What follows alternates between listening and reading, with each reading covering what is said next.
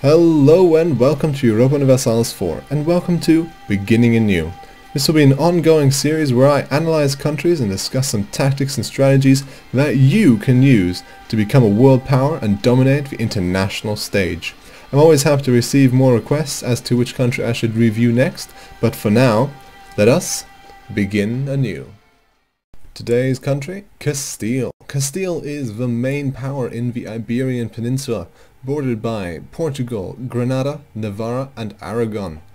As to its specs, we have a kingdom rank government, which means you get the extra diplomat and some extra bonuses, Western tech, which means you shouldn't have no issue defeating the natives and perhaps even your African neighbors.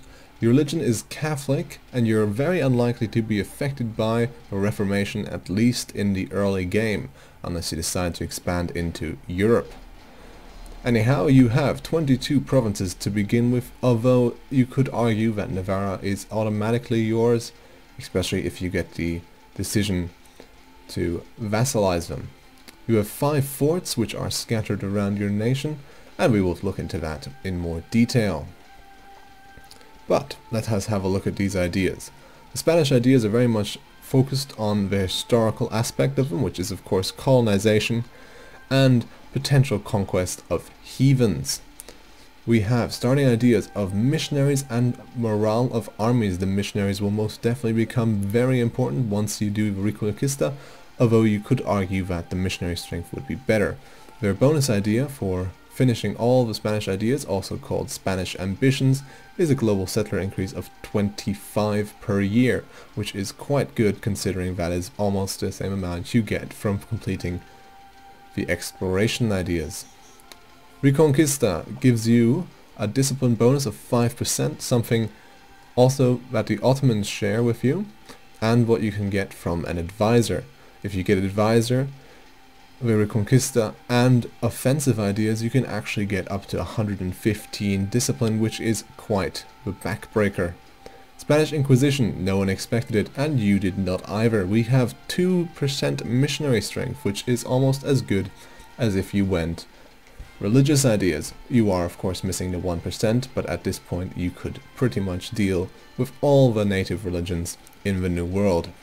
Speaking of the New World, we have Intercanatra. We get an extra colonist and we can fabricate claims on any overseas provinces belonging to any nation that are also overseas from a province or their colonial nations. But also the colonist itself is very much a help, especially around this idea you would start colonizing for real. Devout Catholicism, you get papal influence increase of 2 a year, something you will definitely need once you start calling crusades if you decide to stay Catholic. Also, controlling the papacy obviously gives you huge bonuses that you most definitely would want to control. The treasure fleet, which is of course the idea that you have the gold fleets coming in from the New World. What we get here is a provincial trade modifier of 10%, which definitely helps once you have a global empire set up, and you have a global tariffs of 15%. Definitely a good thing if you have a well organized colonial nation. And next would be the Spanish Armada, which is of course the power of Spain. The heavy ship combat ability will most definitely help you very much, especially once you expand beyond your borders and have to fight in deep waters where only the heavy ship will be useful. Galleys will be less of an issue unless you decide to expand into Europe again and perhaps take some of the Mediterranean. Our last idea, which is slightly a disappointment, but is Siglo de Oro, the golden ages upon Spain. We have a yearly prestige of 1, which is most definitely useful, especially once you stop expanding, however, which should not be something you aim for. The ideas, the traditions, are definitely one of the best in the game, especially for the purpose that Castile has. But now, let us carry on to the historical aspect. Castile historically always formed Spain, and of course, by doing so, they had the Iberian wedding, where of course the young king of Aragon is married to the older queen of Castile and a personal union is formed. Later on, Castile even annexes Naples, which is of course under a union of Aragon, as you can see here. However, before that happens, Castile actually considered and executed the Reconquista, where they took out Granada in the late 1400s, at least the beginning. After that, Castile decided to put its focus into the New World and to colonize, where we can have a look in the next few years. As you can see, Castile annexes Granada, and they've actually started expanding into Africa. Continuing on with the game, Castile takes a few more provinces, mostly provinces good for trade, and they have begun their colonization, especially in Honduras, and are slowly taking out the northern coast of Colombia, and eventually the Aztecs. Continuing on, we have a point in time where the Trastamara dynasty dies out and is replaced with the Habsburgs. If I can find it, it is before the War of the Spanish Succession, because of course the Spanish Succession is when the last Habsburg dies and France decides to take over. As for what happens up here, what is historically happening is that Austria inherits the land from Burgundy, but then of course, as Austria and Spain have the same dynasty, what happens is that Spain gets to keep Holland, or the lowlands more so, after all the Netherlands forms. However, having the lowlands, they build most of their ships there historically, and use that naval power to control the New World. However, of course, that did not last, and the War of the Spanish Succession happened, where of course France manages to take over in terms of the Bourbon dynasty, which is of course a huge benefit to France, not so much to Spain. Continuing on, the French Revolution happens. Spain is the ally, historically, of France, at least in some of the later wars. However, that is pretty much the end of Spain, as after all its colonies are starting to break away. As we can see in later dates, New Spain will eventually fall apart into Mexico, as we can see here. But now, let us get into the game, and we'll see what we can do. And welcome in game. Today, again, we have Castile in the center of Spain, with its forts situated as following. We have Castilla de Vigila, which is of course right next to their capital of Tudela. However, as you can see, it is actually the only fort other than the capital fort. 2 forts active. We start off with 20,000 men, but we have a force limit of 27,000, so in the beginning it is definitely a good idea to build up your force limit to rival that of your neighbors.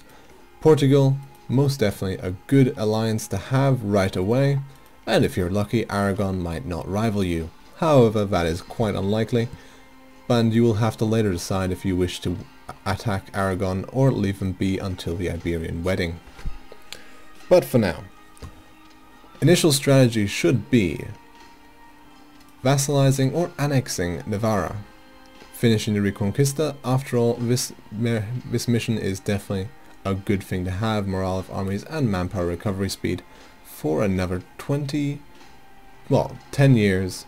However, of course, taking Granada might take at least 5 if you are unlucky. After all, you do have a truce with Granada until 1448. After taking back Navarra and Granada, you have a choice. You have a big choice. You can either go aggressive or you can wait. Either way, you will most likely succeed in taking Aragon. Portugal, however, might be a different issue. Portugal has a potential to become your personal union partner. First of all, they do have a different dynasty. However, if you marry them, and between the years of 1550 and 1650, if Portugal has a regency and you have a king, there is a chance, a very slim chance, that you might get the event called the Portuguese Crown. This, if you accept it, you can either inherit or gain a personal union over Portugal. At that time, this could be extremely useful as Portugal have colonized itself. However, the other tactic would be to take Portugal out, with the exception of a few provinces, create them as a vassal, and have them colonize for you. There is definitely that option. However, in terms of Aragon, most would agree that it's better to wait and make sure they keep their alliance or personal union with Naples, so that when you gain the Iberian wedding, which happens between 1450 and 1530, the only needing to have is that Aragon is in a regency and you have a female queen. Hopefully you have a female queen. Be a bit strange if you didn't. Anyhow, there's three main decisions that you will have to have. You have, of course, the Spanish nation militarily or diplomatically, which again is your choice. However, after which you have,